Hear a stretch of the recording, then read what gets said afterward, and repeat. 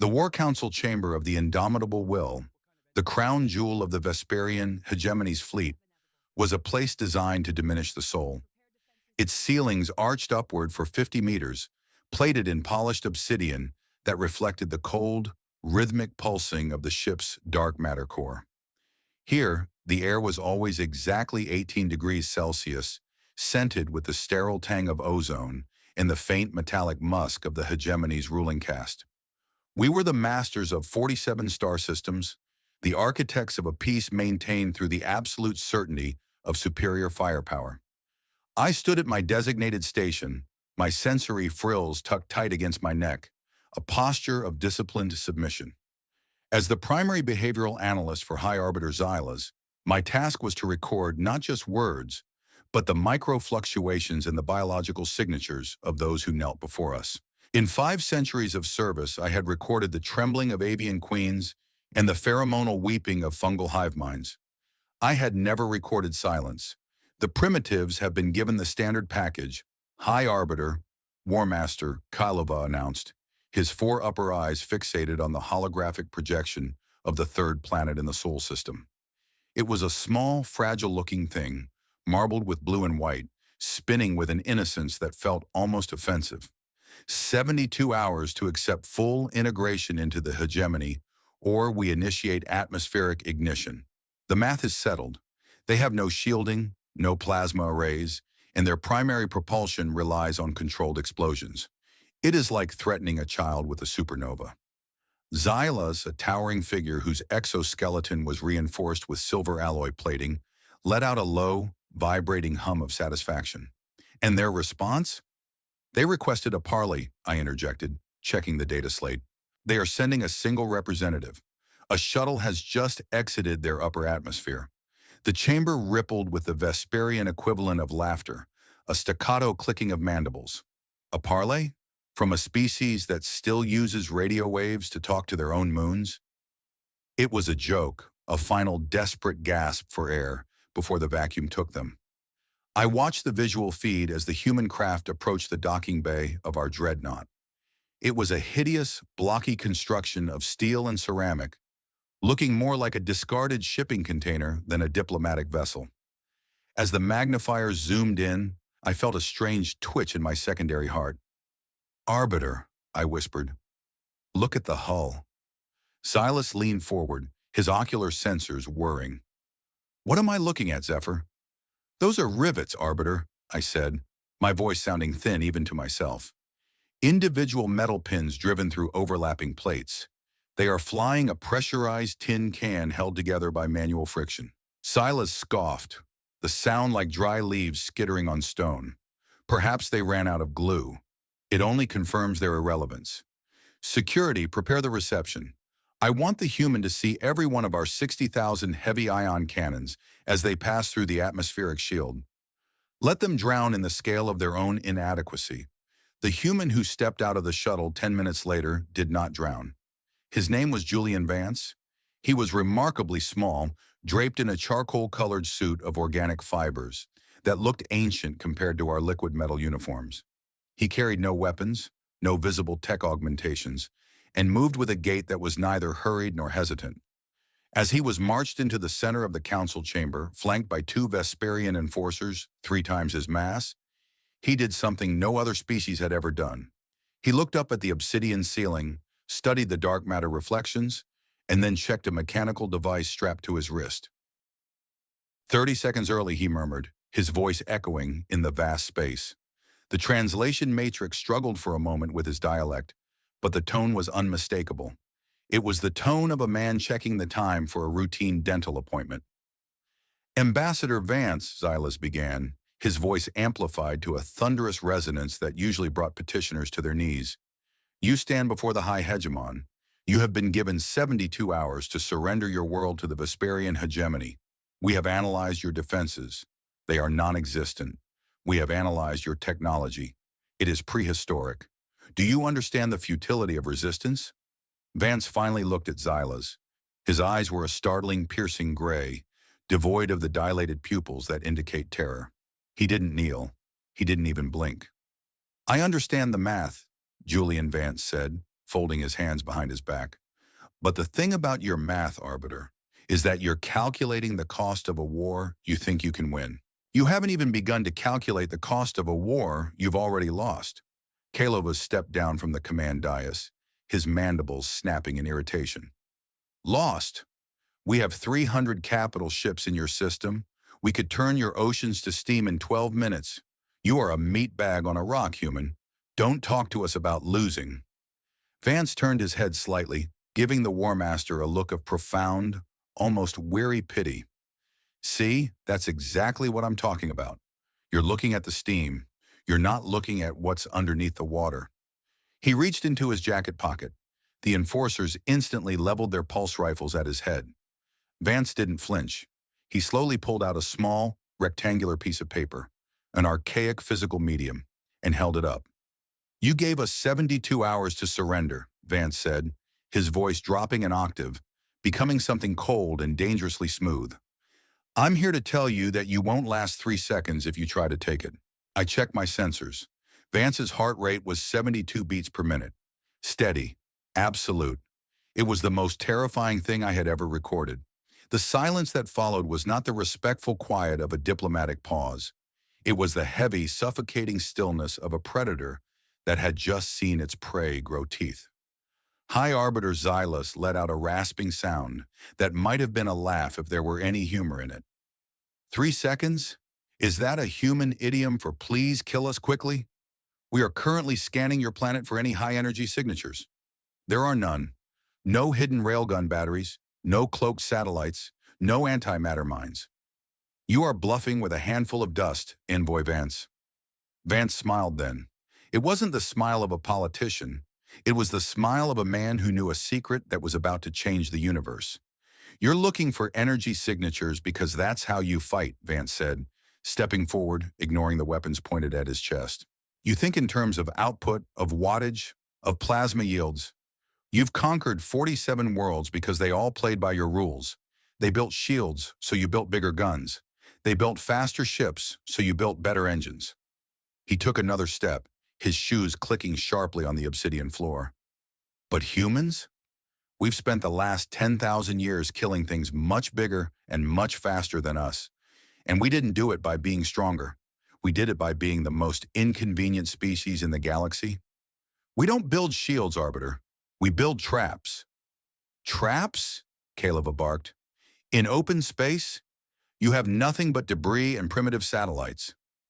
Vance nodded. Exactly. Debris. Do you know what happens to a Vesperian dreadnought when it hits a 3-kilogram tungsten rod, traveling at 0.05% the speed of light? The War Master hesitated. Our shields would deflect it. Vance's smile widened. If it were one rod, sure, but we didn't send one.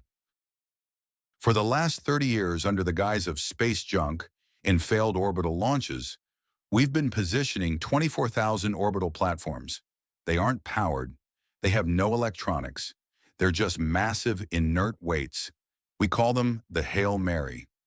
I quickly signaled the Prime Archivist to run a deep structure scan of Sol 3's orbital shell. The data started streaming in, thousands of tiny cold signatures, so small they had been dismissed as micrometeors or derelict husks of early human satellites. Arbiter, I whispered, the behavioral analysis was becoming erratic. The sensors are picking up mass, a lot of it. It's all positioned in retrograde orbits. If they deorbit those objects simultaneously, they create a kinetic curtain. A curtain? Xylas growled. Vance didn't wait for me to explain. He took the lead. It's a gravity-fed shotgun, Arbiter. We don't need to aim. We just need to drop the marbles. The moment you fire your first shot, the moment your atmospheric igniters touch our sky, 24,000 rods of God come down. Your shields are designed to dissipate thermal energy and plasma. They aren't designed to handle the raw, kinetic impact of 50,000 tons of solid metal falling from the heavens at terminal velocity. But you would destroy your own cities, Kalova shouted, his eyes wide. The impact would trigger tectonic shifts. Julian Vance shrugged, a casual movement that chilled my blood. If we're surrendering to a life of slavery in your minds, what do we care about our cities? We have a saying, if we're going down, we're taking the house with us. You wanted Earth for its resources. If you attack, you get a graveyard of shattered rock and a fleet of broken ships. He paused, letting the weight of the words settle. That was the first second. Do you want to hear about the other two? Xylas gripped the arms of his command throne so hard the silver alloy groaned. You are a suicidal species. This is not warfare. This is madness. We prefer the term mutually assured destruction, Vance corrected him. We've been practicing it since the mid-20th century. We are the only species in your records that built enough weapons to kill ourselves 10 times over before we even learned how to cure the common cold. Why do you think we did that? I watched the High Arbiter's biological markers. His aggression was being replaced by a corrosive, gnawing uncertainty. For a Vesperian, uncertainty was a toxin. Because you are insane, Xylas spat. Because we knew you were coming, Vance countered, his voice suddenly sharp. We looked at the stars and we didn't see friends. We saw a cold, dark ocean full of things that wanted to eat us. So we turned our home into a poison pill. You think you're the first empire to give us an ultimatum? We've been giving them to each other for centuries. We are the masters of the stalemate. Vance pointed to the holographic map of the Sol system. Look at our belt, between Mars and Jupiter. You scanned it for bases. You found nothing. Because there is nothing there but ice and rock, Kylova yelled. Vance shook his head. No, there's a lot of ice, and we've spent the last decade attaching primitive chemical thrusters to the largest ones. We call it Project Snowball. If your fleet doesn't leave our space within 72 hours, we don't just drop the rods. We push the rocks. We don't need FTL to kill you. We just need momentum. We'll turn this entire solar system into a debris field so dense that not even a grain of sand will be able to leave it for 1,000 years. The chamber was now so quiet you could hear the hum of the human's mechanical watch. Tick, tick, tick. You would trap yourselves here? I asked, my voice trembling. You would never reach the stars? Vance looked at me, and for the first time, I saw the human behind the envoy. I saw the fear he was hiding, the deep, aching love for the blue marble he had left behind, and the ironclad resolve to protect it even if it meant becoming a ghost. Better to be a king of a locked room than a slave in a golden palace, Vance said softly. That's the second. The third second is the one where I tell you that my government didn't send me here to negotiate. Xylas stood up, his massive frame casting a shadow over the human. Then why are you here? Vance looked at his watch. To give you a head start, because the moment I walked onto this ship, the timer started. In 71 minutes, our deep space arrays will broadcast your ship's signature, your FTL frequencies, and your exact tactical vulnerabilities to every single world you've ever conquered. We've been eavesdropping on your comms for years. We know who hates you. We know where you're weak. He stepped right up to the High Arbiter, his face inches from the alien's silver-plated chest. You gave us 3 days to surrender. We're giving you 70 minutes to run. Because if you're still here when that timer hits 0, we aren't just going to kill you. We're going to make sure the rest of the galaxy knows how to do it too. Vance turned around and began walking back toward the exit, his footsteps the only sound in the heart of the hegemony. I suggest you move, he called back without looking. Our people can be real jerks when we're on a deadline. I looked at the High Arbiter. His exoskeleton was vibrating. His eyes were fixed on the data stream I was projecting, a list of thousands of kinetic objects, each one a silent, cold promise of annihilation. Arbiter? I asked. Xylas didn't answer for a long time. Finally, he sat back down, his movements heavy and drained of their earlier grace. Run the simulations again, he whispered, every variable. I already have, Arbiter, I replied, staring at the screen. If he's telling even 10% of the truth, we lose the fleet. And if he's lying? Kylova asked, though his mandibles were twitching in a way that suggested he didn't want to find out. Xylas looked at the departing human, a tiny figure in a gray suit against the backdrop of an empire. That's the problem with humans, Zephyr, Xylas said, his voice sounding hollow. You can never tell if they're bluffing until the house is already on fire, and by then, the exit is usually locked. The exit chimes had barely finished echoing Julian Vance's departure before the War Council chamber erupted into a chaotic symphony of clicking mandibles and humming processors. High Arbiter Xylas remained frozen on his throne, his silver-plated exoskeleton reflecting the turbulent violet hues of the holographic star map. To any other species, he would have appeared the picture of stoic command, but I saw the micro-tremors in his secondary sensory frills. For the first time in 3 centuries, the Arbiter was breathing too fast. "Report," Xylas commanded, the word grinding through his vocal synthesizer like a blade on stone. Science Officer Malor, whose iridescent scales had turned a dull, sickly shade of pewter, stepped forward with her manipulators twitching. "My analysis of the human's claims is problematic, Arbiter. We have completed a deep structure gravitational scan of the orbital space surrounding Terra Solis. The results do not align with our standard military definitions of a threat, yet they are undeniably there." "Define problematic," Kalova snapped, his 4 eyes narrowing as he glared at the science officer. "We are a Tier 1 galactic hegemony. We do not have problems. We have variables to be eliminated." Malor swallowed, a visible ripple moving down her throat. "We have identified 24,208 objects in retrograde orbits. They are precisely what the human described: solid, unpowered cylinders of high-density tungsten and iron alloys. They have no heat signatures because they have no engines. They have no energy emissions because they have no computers.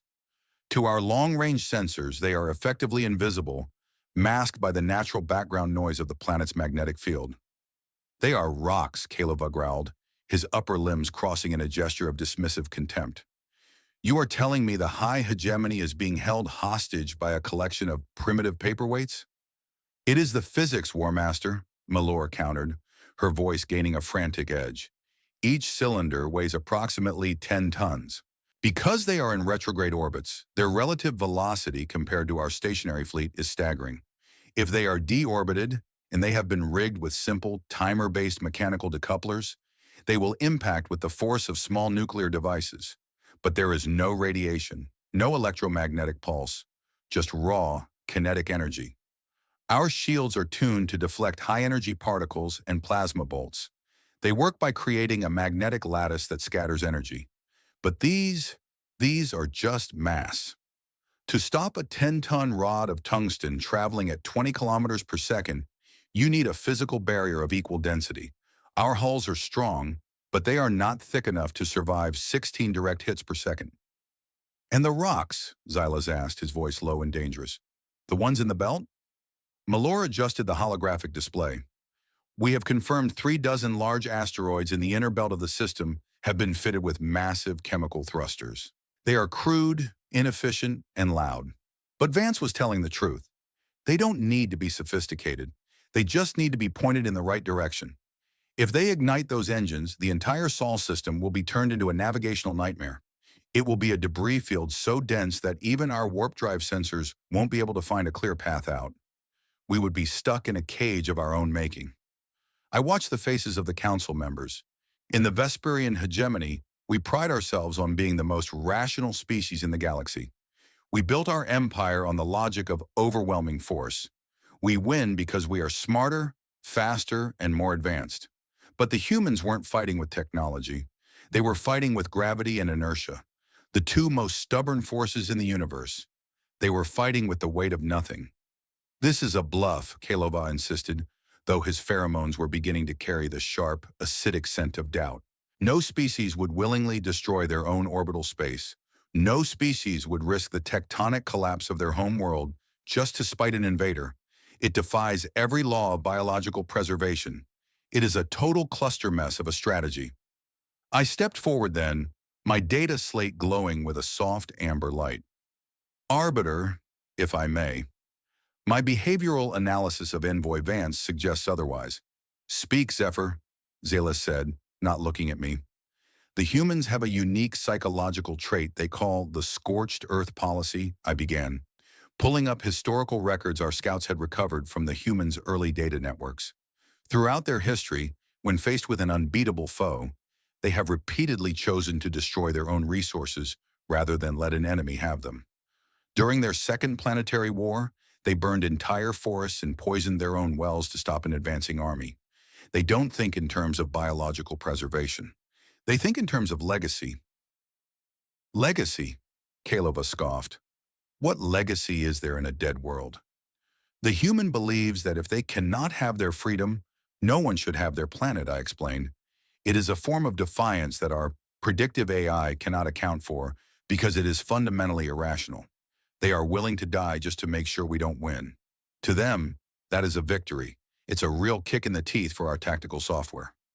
Xylas leaned back, his sensory frills pulsing a deep, thoughtful blue. They have weaponized their own extinction. Exactly, I said. And Envoy Vance. His heart rate was 72. His cortisol levels were elevated but stable. He wasn't lying. He was terrified, yes. But it was the terror of a man who has already accepted his own death. He is a dead man walking, and that makes him the most dangerous entity in this sector. Then we eliminate him, Kalova said, his hand moving toward the hilt of his ceremonial blade. We kill the ambassador and we glass the planet from a distance. We don't need to enter their atmosphere to destroy them. And the 3-second rule? Mellor interrupted. If they have a dead man's switch connected to those orbital rods, the moment we fire, they drop. Even if we destroy the planet, our fleet is crippled. We would be sitting ducks for any rebellion in the surrounding sectors. Xylas stood up, his massive shadow falling across the council table. We are the Vesperian hegemony. We do not negotiate with primitives who use rivets and chemical rockets. We will not be humiliated by a species that hasn't even mastered FTL travel. He turned to me, his eyes burning with a cold silver fire. Zephyr, prepare the Cortex probe. I want to know exactly how they've rigged those rods. I want the codes, the frequencies, and the names of every person on that unnecessarily large space station. If they want to play a game of shadows, we will tear their minds open and see what's lurking in the dark. Arbiter, I cautioned, the human's mental architecture is different. Using the probe on an unaugmented biological mind could be lethal. Then he dies, Xylas said dismissively. But he will give us the truth before he kicks the bucket. Bring him back, and tell the fleet to move to high alert status. We have 62 minutes before his supposed deadline. I want that human broken in 30. As I left the chamber to execute the order, I couldn't help but look at the display once more. The human envoy had walked into the mouth of a dragon and told it that its breath smelled like failure. It was the most insane act of bravery I had ever witnessed, or the most brilliant piece of theater in galactic history. Either way, the clock was ticking, and in the silence of my own mind, I found myself wondering if 72 hours had ever felt so short. I reached out to the security detail through my neural link. Pick up the ambassador, I said, my voice heavy with a strange, new sensation that felt suspiciously like guilt. He's in the guest quarters. Bring him to the interrogation theater. And for the love of the stars, try to be polite. Something tells me we really don't want to piss these people off any more than we already have. The response from the security chief was a short, sharp burst of static. Understood, Zephyr. We'll bring the primate in, but don't expect him to be happy about it. I closed the connection, watching the dark matter core pulse in the distance. The Vesperians were about to try and hack a human mind. It was like trying to use a scalpel to dissect a thunderstorm. We were looking for logic, for codes, for a way to win, but I was starting to realize that humans didn't care about winning. They just cared about being the last ones to blink. And as I walked toward the theater, I realized that I was the one who was truly afraid. Not of the rods, not of the asteroids, but of what we would find if we actually succeeded in looking inside Julian Vance's head. Some secrets are meant to stay buried, and some species are meant to be left alone in their primitive, riveted corner of the universe. But logic dictated we move forward. And logic, as I was beginning to learn, was a very poor shield against a human with a grudge. The interrogation theater was a bowl of cold light and sharp edges. In the center, Julian Vance sat in a chair that had been molded to fit Vesperian anatomy, making him look even smaller and more fragile than before. His hands were bound with magnetic restraints, but he hadn't struggled. He had simply sat there, watching us with those gray, unblinking eyes as we calibrated the Cortex probe, a delicate crown of needles designed to map the electrical impulses of the brain and translate them into readable data. You're making a mistake, Vance said, his voice remarkably steady for a man staring at a brain-piercing device. This isn't going to give you what you want. Xylas stood on the observation deck above, his arms crossed. We want the truth, envoy. We want the override codes for your Hail Mary platforms. We want the location of your command and control center, and we will have them, with or without your cooperation. Vance let out a short, dry laugh. You guys are real gluttons for punishment, aren't you? I told you, we don't play by your rules. You think my brain is a hard drive you can just plug into? It's more like a junk drawer. Good luck finding anything useful in there between the lyrics to 80s pop songs and my mother's recipe for meatloaf. Start the probe, Xylas commanded. I took a deep breath and activated the sequence. The needles of the crown moved with surgical precision, hovering millimeters from Vance's temples. I watched the monitors as the device began to sync with his neural rhythms. Wait, I said, my brow furrowing as the data began to scroll across the screen. Something is wrong. The readings were chaotic. Instead of the clear, mapped pathways of a typical, sentient mind, the display was a frantic, jagged mess of overlapping signals. It looked like 1,000 different radio stations, all broadcasting at once, at the same frequency. Neural ghosting, I whispered. What is that? Xylas demanded. It's a psychological defense mechanism, I explained, my fingers flying over the controls to stabilize the image. He's not resisting the probe with technology. He's resisting it with his own thoughts. He's flooding his primary cortex with high-intensity emotional memories. It's a sensory overload. The probe can't distinguish between a tactical code and a childhood trauma. I looked at Vance. His face was pale, beads of sweat breaking out on his forehead. His eyes were squeezed shut, and his jaw was clamped so tight I could hear the grinding of his teeth. He was in agony, but he wasn't screaming. He was focusing. I can see fragments, I said, trying to isolate a single thread of thought. I see a fire, a massive, roaring inferno. I see a small child holding a wooden toy. I see a woman's face, crying. I see a man in a uniform handing over a folded flag. These are useless, Kalova shouted. Increase the intensity. Force the probe deeper. No, I yelled, my voice cracking. If we increase the intensity, we'll trigger a total neural collapse. We'll turn his brain into a vegetable before we get a single digit of any code. Xylas leaned over the railing, his eyes fixed on Vance. Envoy, stop this. You are destroying yourself for nothing. Give us the codes and I promise your death will be swift. I'll even spare a few of your cities. Just give me something I can use. Vance opened one eye. It was bloodshot, the pupil dilated to a black pinprick. You still don't get it, he wheezed, the words coming out in a pained rasp. You think I'm the one holding the switch? Xylas froze. What do you mean? Vance's head lolled back against the chair, a grimace of pain twisting his features. We're humans, man. We don't trust anyone, especially not each other. You think we'd give one guy the power to decide if the world ends? My hands went cold. Arbiter, look at the secondary signal. A new window had popped up on my display. It wasn't coming from Vance's brain. It was coming from his mechanical wristwatch. The primitive ticking device we had dismissed as a trinket was broadcasting a low-frequency pulse. It's a heartbeat sensor, I realized, my voice a whisper of pure horror. The watch. It's linked to his vital signs. Vance's smile was a bloody, broken thing. We call it the dead man's waltz. The moment my heart stops, or the moment you scramble my brain so bad I can't think straight, the signal changes. And that signal, it doesn't go to Earth. It goes to a logic bomb we planted in your own communications relay when I docked. A logic bomb? Kalova's voice was a mixture of confusion and fury. What kind of primitive nonsense is this? It's not primitive, Vance said, his voice gaining a sudden, terrifying clarity. It's a recursive loop.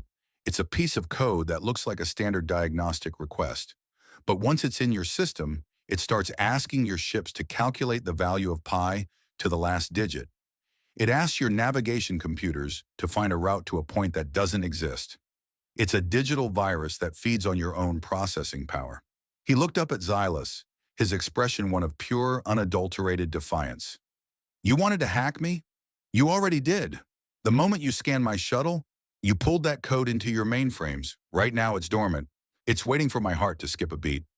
If I die in this chair, your entire fleet's tactical network turns into a pumpkin in 3 seconds.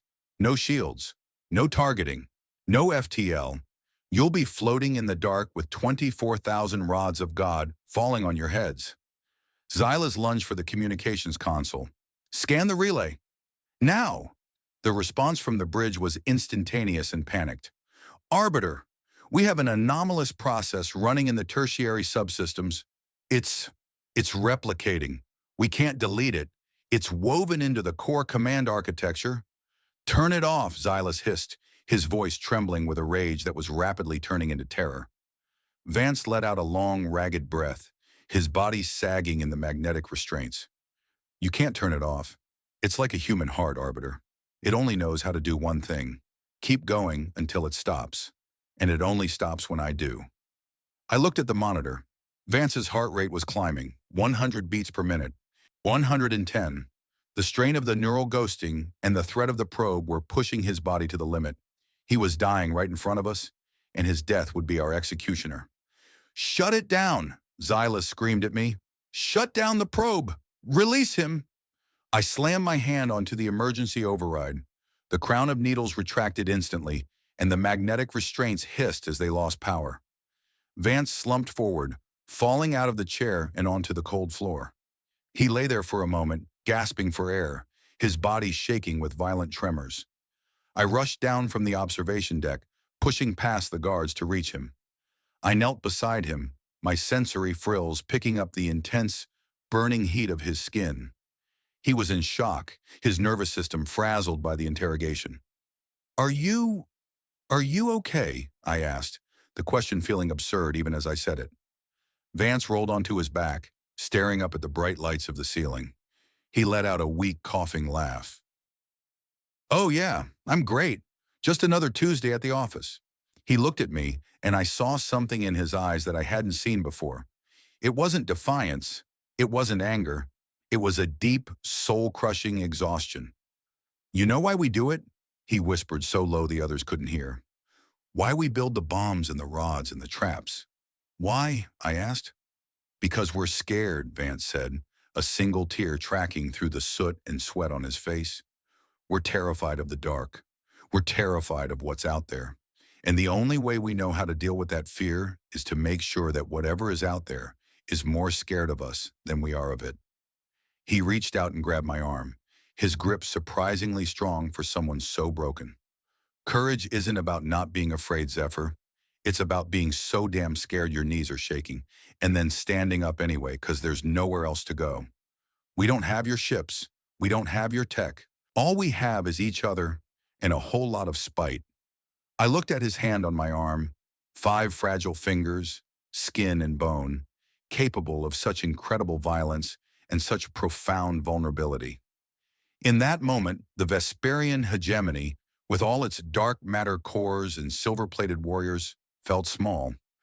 We were a civilization built on the certainty of winning, but the humans were a civilization built on the certainty of surviving, even if they had to burn the universe down to do it. Xylas descended the stairs, his movements stiff and awkward. The High Arbiter looked at the human on the floor, and for the first time, he didn't look like a conqueror. He looked like a man who had just realized he was standing on a landmine. How long? Xylas asked, his voice barely a whisper. Vance checked his watch, his hand trembling so much he had to hold it with the other one. 54 minutes. The clock is ticking, Arbiter, and I really don't think your IT department is as good as you think it is. Xylas turned to the council members who had gathered at the railing of the observation deck. Their faces were a mask of disbelief and growing dread. Get him a medic, Xylas ordered, though there was no authority in his voice. And get me a direct line to the High Council. We need to discuss a change in strategy. Change in strategy? Kalova shouted. This is a retreat. You are letting a single primate dictate the terms of our empire. No, Xylas said, looking at Vance with a strange, grim respect. I am ensuring that we still have an empire to dictate terms to. This isn't a war we can win, War Master. Because to win, we have to survive. And the humans have made it very clear that they don't care about surviving. They only care about being the last ones to go out. I helped Vance to his feet. He leaned heavily on me, his breathing still shallow and ragged. As we walked out of the theater, he leaned in close to my sensory frill. "Hey, Zephyr?" "Yes, Envoy? You guys have any coffee on the ship? I think I'm going to need a hell of a lot of caffeine if I'm going to survive the next hour." I didn't know what coffee was, but I knew what he meant. He wanted a reason to stay awake. He wanted a reason to keep his heart beating. And as I looked at the ticking watch on his wrist, I realized that I wanted that too. Not because I was afraid of the rods, but because I wanted to see what a species like this would do if they actually made it to the stars. The Vesperian hegemony had conquered 47 worlds by following the rules of logic, but Earth was the 48th, and it was teaching us that in a universe of infinite possibilities, the most powerful force wasn't a laser or a bomb. It was a human who was too stubborn to stay down. As we reached the guest quarters, I turned to him one last time. "Envoy Vance, if we withdraw, if we leave your system and never return, what will you do with the rods? What will you do with the code?" Vance looked at the closed door of his room, his reflection caught in the polished metal. "We'll keep them," he said simply. "We'll keep them right where they are. Because the universe is a big place, Zephyr, and we aren't the only ones out there with a dragon to slay." He walked inside and the door hissed shut behind him. I stood there for a long time, listening to the silence of the corridor. The clock was still ticking. 52 minutes. But for the first time in my life, I wasn't counting the seconds until a victory. I was counting the seconds until a peace that felt more like a surrender, and wondering if perhaps that was the only kind of peace that ever truly lasted. The hegemony was built on the pride of the strong. But as I walked back toward the bridge, I realized that pride was a very heavy thing to carry into a fight with someone who had nothing left to lose. And in the dark of space, pride doesn't provide any light. Only fire does. And humanity? They were the masters of the flame. I reached the bridge just as the first alarm started to sound, not from Earth, but from our own systems. The logic bomb was beginning its first cycle. The screens flickered, the lights dimmed, and for a split second, the indomitable will felt like it was gasping for air. "Arbiter!" the navigator shouted, her voice laced with panic. "The warp drive is offline. We're locked in real space." Xylas looked at the main view screen, where the blue planet Terra Solis hung like a silent witness to our folly. "I know," he said quietly. "Just keep the lights on. We have a meeting to attend." I took my place at my station, my fingers resting on the cold glass of the display. The theme of the day was clear now, written in the jagged lines of a human heart rate and the silent fall of tungsten rods. It wasn't about strength. It wasn't about tech. It was about the sheer, terrifying audacity of a species that refused to be small. And as I looked at the timer, I realized that 3 seconds was more than enough time to change the world. It was more than enough time to realize that we had been looking at the wrong things all along. We were looking for a war. We found a mirror. And what we saw in it was enough to make us run for the stars. The Vesperian hegemony had spent centuries perfecting the art of the conqueror. But in 72 hours, a single human with a riveted ship and a ticking watch had taught us the art of the survivor. And as the ship groaned under the weight of the digital virus, I finally understood what Vance had meant. Courage wasn't the absence of fear. It was the choice to keep breathing when the universe was trying to choke you out. And as I watched the timer hit 45 minutes, I took a deep, steadying breath of my own. We were going to live. Not because we were better, but because we were smart enough to be afraid of a species that wasn't. The lesson was beginning, and I had a feeling it was going to be a long, painful, and beautiful journey. The bridge crew worked in a frantic, hushed desperation, their fingers dancing over unresponsive consoles. The ship felt alive in a way it never had before, not with the smooth, humming precision of a machine, but with the stuttering, desperate pulse of something that was fighting to stay conscious. Every time a monitor flickered or a relay clicked, I thought of Julian Vance's heart.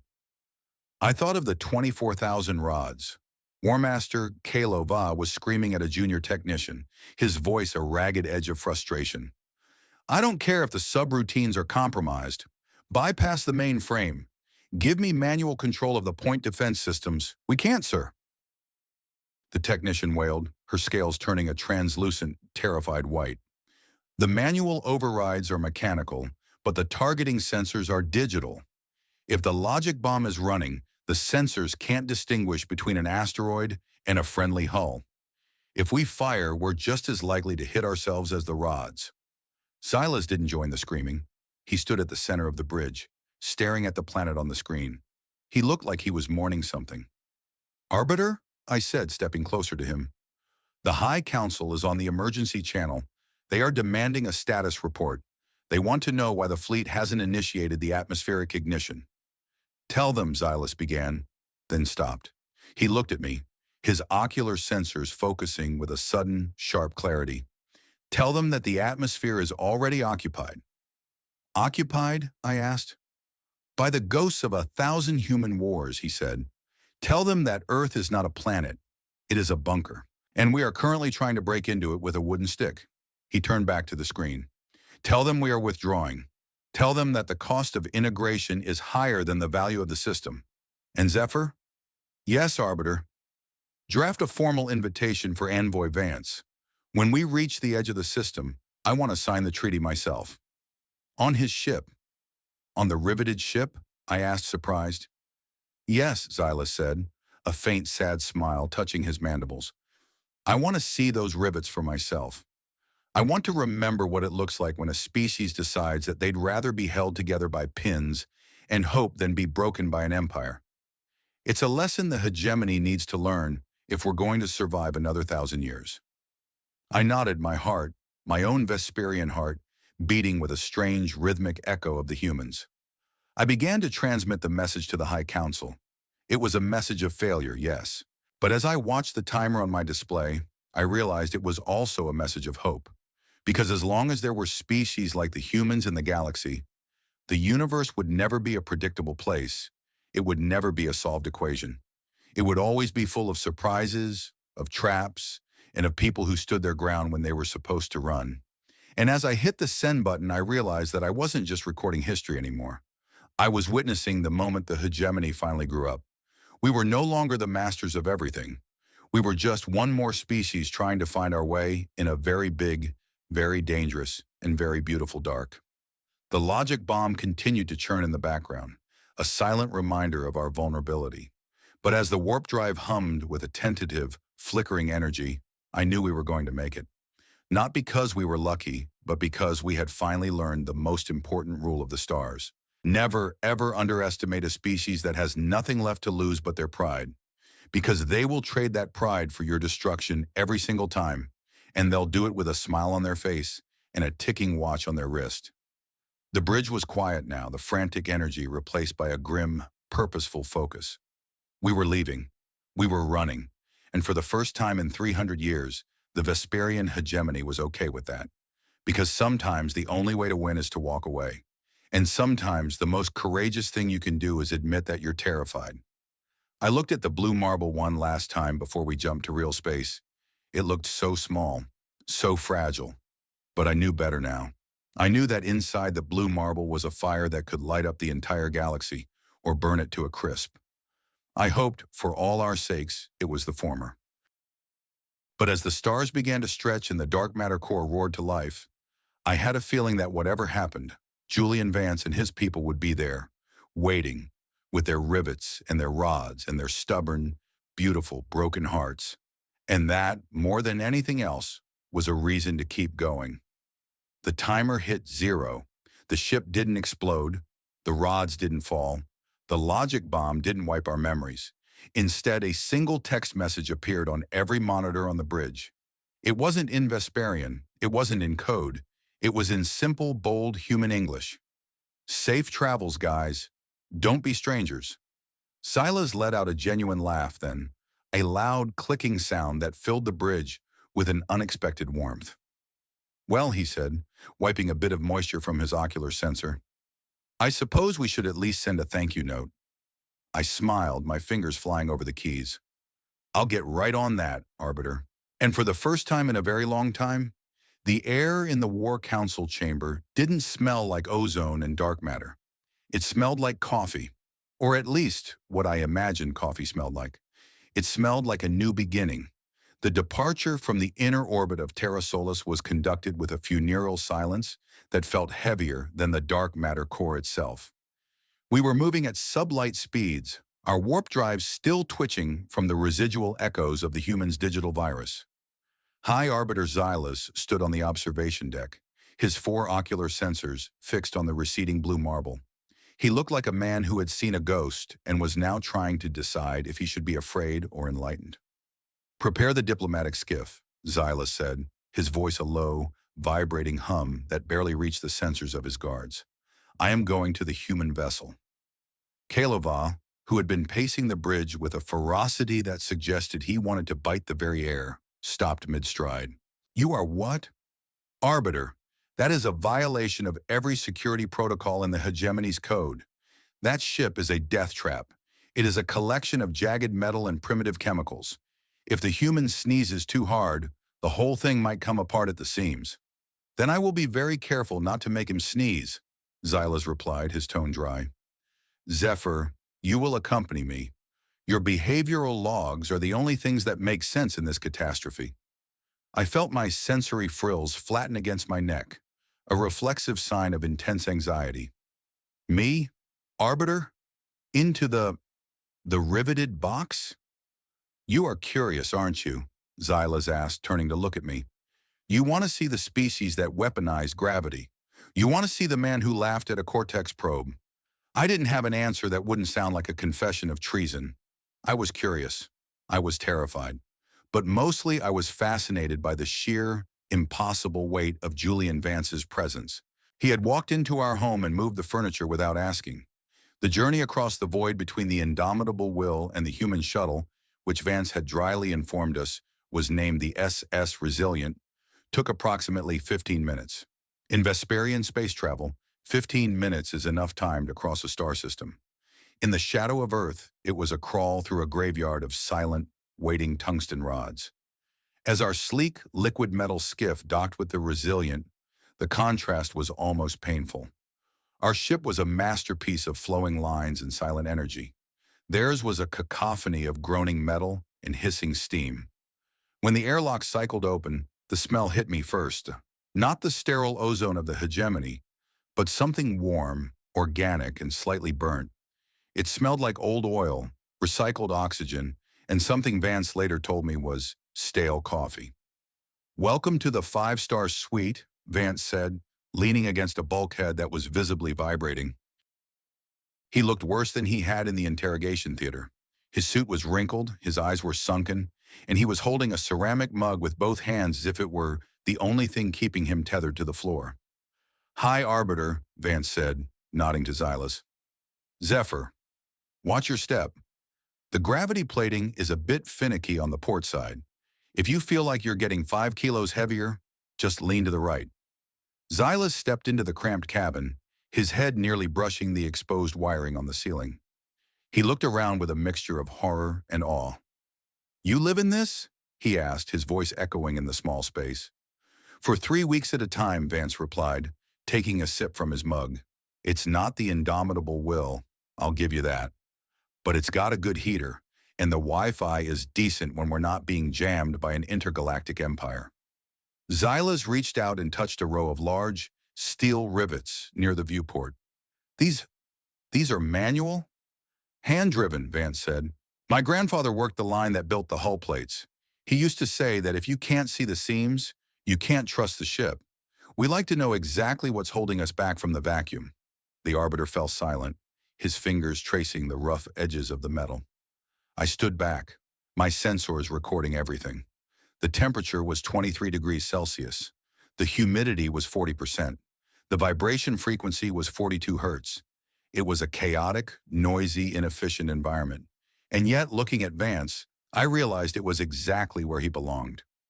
"You lied about the logic bomb," Xylas said suddenly, his eyes never leaving the rivets. Vance paused, the mug halfway to his lips. "Did I?"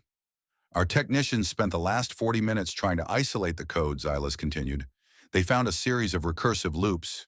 Yes, but they also found that the code doesn't actually have a payload. It's just a noise generator. It doesn't calculate pi. It just prints the word hello in 6,000 different languages. Vance let out a soft, tired chuckle. Well, you caught me. It was a hello bomb. A bit of a prank we play on the new guys. Xylas turned to face him, his expression unreadable. You gambled the fate of your entire species on a prank? No, Vance said, his voice losing its playful edge. I gambled it on your fear. I knew that if you saw something you didn't understand, you'd assume the worst. You're built on logic, Arbiter, and the logical thing to do when you see a virus is to panic. I just gave you a reason to do it faster. And the rods? Xylas asked. The 24,000 cylinders of tungsten?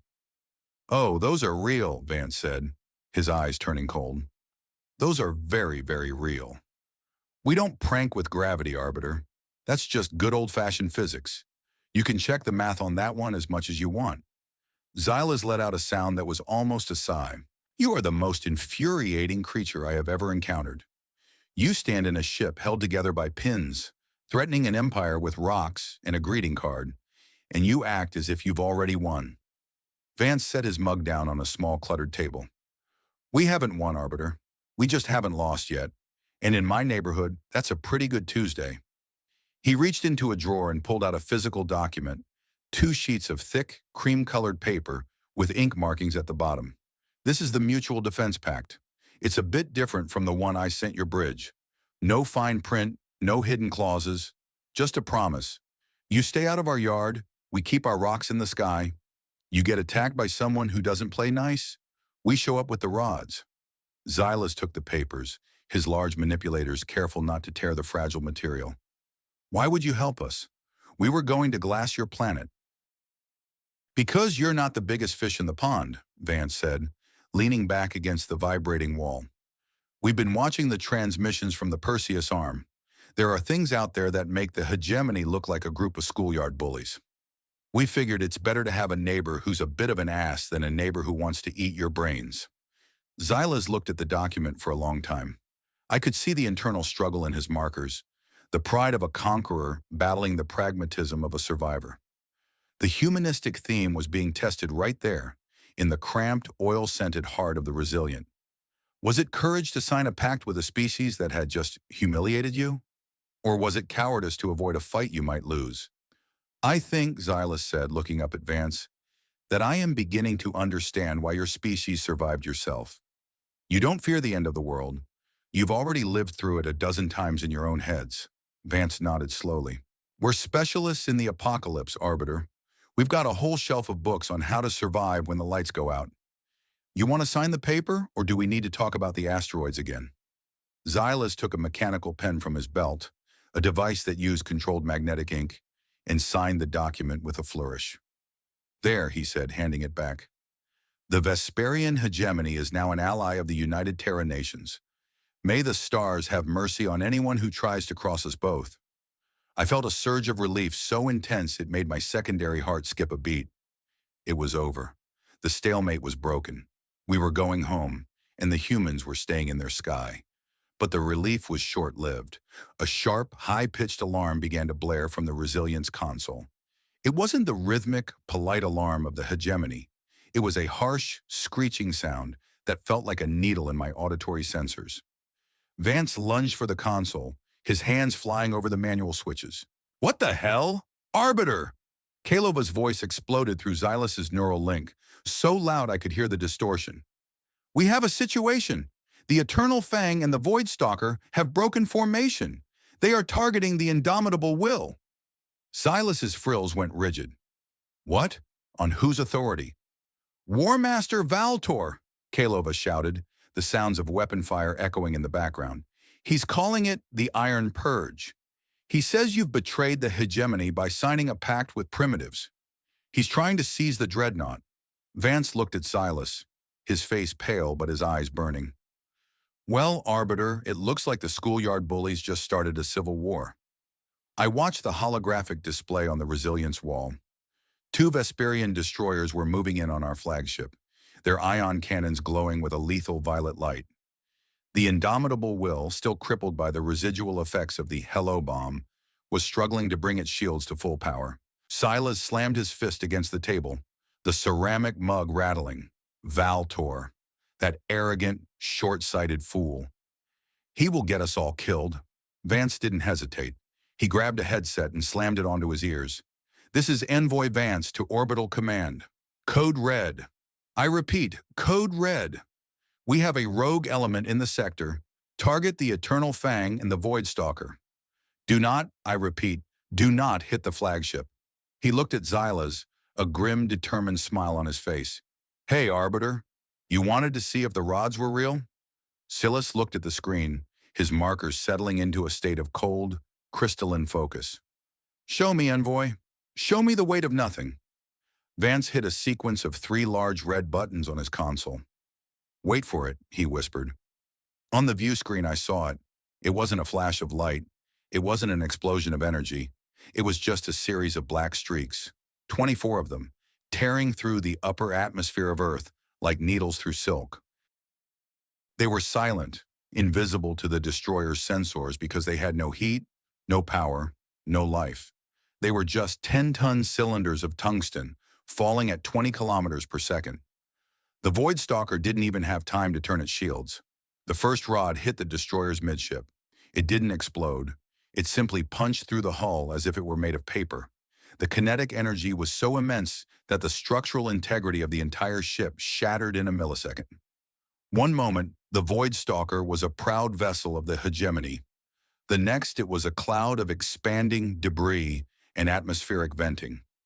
The Eternal Fang tried to bank, its engines flaring in a desperate attempt to avoid the remaining rods. But gravity doesn't care about maneuvers. 3 more rods impacted the destroyer's engine block, the kinetic force triggering a secondary collapse of the dark matter core. The ship vanished in a blinding flash of violet and white. Total elapsed time, 2 seconds. The indomitable will floated alone in the debris, its shields finally flickering to life as the rogue ships were erased from existence. The silence in the Resilience cabin was absolute. Even the steam seemed to stop hissing. Xylas stared at the screen, his ocular sensors dilated to their maximum.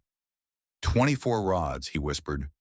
You used 24 rods to destroy 2 of our finest ships in the blink of an eye. Vance took off his headset, his hands shaking as he reached for his mug. Actually, we only used 4. The other 20 were just to make sure we didn't miss. He looked at the Arbiter, his face aged by a decade in a matter of heartbeats. I'm sorry about your men, Xylas. I really am. But you can't say I didn't warn you. Xylas didn't look angry. He looked profoundly, deeply humbled. He looked at the mutual defense pack sitting on the table, the ink still fresh. No, he said, his voice barely audible over the hum of the heater. You warned us. We just didn't believe that anyone could be so efficient with so little. He turned to me, his sensory frills pulsing a slow, rhythmic purple, the color of mourning and realization. Zephyr, record this. Today, the Vesperian hegemony learned the most important lesson in its history. What is that, Arbiter? I asked, my fingers trembling as I opened the log. That courage isn't about the size of your guns, Xylas said, looking at Vance with a respect that bordered on reverence. It's about the length of your memory. The humans remembered how to fight with rocks while we were busy trying to become gods. And in the end, the rocks won. Vance took a long sip of his cold coffee, his eyes fixed on the receding debris of the destroyers. It's not about the rocks, Arbiter. It's about the person throwing them. And right now, I think we all need a very long nap. I closed the log. The turning point had arrived. The hegemony was no longer a conqueror. We were survivors tied to a species of meatbags and rivets by a bond of blood and tungsten. And as I looked at Julian Vance, I realized that I wasn't afraid of him anymore. I was afraid for him, because if this was what they did to their friends, I never wanted to see what they did to their enemies. The aftermath of the Iron Purge was a mess of political firestorms and tactical nightmares. Back aboard the indomitable Will, the atmosphere was no longer sterile. It was electric with the scent of high-tension anxiety. War Master Valtor had been vaporized with his ship, but his ideology, the belief that the hegemony was destined to rule the lesser species through absolute power, remained like a stubborn infection in the minds of the senior officers. Xylas sat in his command throne, but he didn't look like a king. He looked like a weary old man. He had spent the last 6 hours on the hypercoms with the High Council, defending his decision to align with Earth. They were screaming for blood, for a proportionate response, for the utter destruction of the human insurgency. They don't get it, Xylas said, rubbing his ocular sensors with a heavy manipulator. They're sitting 10,000 light years away in their crystal palaces, and they think this is a matter of pride. They don't understand that we are one bad decision away from becoming a footnote in a human history book. Arbiter, I said, stepping closer to the throne. The crew is restless. They saw what happened to the Void Stalker. They saw the rods of God. There are rumors that the humans have millions of them hidden in every moon in the system. Let them believe it, Xylas muttered. If fear is the only thing keeping them from mutiny, I'll take it. War Master Kalova entered the bridge, his gait stiff and his eyes burning with a dark, repressed fury. Arbiter, the High Council has reached a decision. They have bypassed your authority. They are sending a secondary fleet, 5 dreadnoughts and 12 carrier groups, to stabilize the sector. They arrive in 3 hours. Xylas stood up, his exoskeleton clicking with a sudden, violent tension. Stable? They're going to turn this system into a graveyard. If 5 dreadnoughts show up, the humans will trigger Project Snowball. They'll ignite the asteroids. We'll be trapped here, and the hegemony will lose its entire central strike force in a single afternoon. Then you must convince the human to surrender, Kalova said, his voice dripping with a mixture of hope and malice. Tell him that the game is over. Tell him that 50,000 tons of tungsten won't stop 5 dreadnoughts. It won't, a voice said from the bridge elevator, but it'll make for a hell of a fireworks show. Julian Vance stepped onto the bridge, still wearing his wrinkled suit, still carrying that ceramic mug. He was flanked by 2 Vesperian guards who looked more like they were protecting him from the crew than keeping him prisoner. Vance, Xylas said, his voice a mixture of relief and dread. You shouldn't be here. The situation has shifted. I heard, Vance said, leaning against a tactical console. Your bosses are sending in the heavy hitters. Typical. When the bully gets a bloody nose, he calls his older brothers. They will not listen to reason, envoy, Xylas said. They see your rods as a challenge to their divinity. They would rather die than admit that a primitive world can defy them. Then we've got a problem, Vance said, staring at the holographic display of the incoming fleet. Because my bosses, they're even more stubborn than yours. The moment those dreadnoughts cross the Kuiper Cliff, the engines on the asteroids go hot. We've already evacuated the lunar bases. We're ready to pull the plug. Xylas walked over to Vance, his massive frame looming over the human. Is there no other way? No middle ground? You've seen our world, Vance. You've seen the indomitable will. Do you really want to see it all burn? Vance looked up at the Arbiter, and for the first time, I saw the true cost of his courage. It wasn't in the threats or the bombs. It was in the eyes of a man who was tired of being the monster. I've spent 20 years of my life preparing for this day, Xylas, Vance said, his voice soft and raw. I've missed my daughter's birthdays. I've buried my wife. I've turned myself into a cold-hearted bastard so that I could look you in the eye and tell you I'd kill us all to save us. And you know what? It sucks. It's a real bag of crap. He set his mug down on the console, his hands shaking.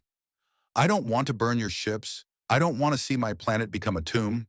But if you give my people the choice between dying on their feet or living on their knees, they're going to pick the dirt every single time. It's in our DNA. We're the species that invented the kamikaze. We're the ones who wrote, "Give me liberty or give me death" on our banners. You can't out-logic that kind of crazy. Then what do we do, I asked, the words tumbling out of my mouth before I could stop them. If neither side will blink, how do we stop the fire? Vance looked at me, a small, sad smile on his face. We do the one thing no one expects us to do, Zephyr. We tell the truth. The truth? Kalova sneered.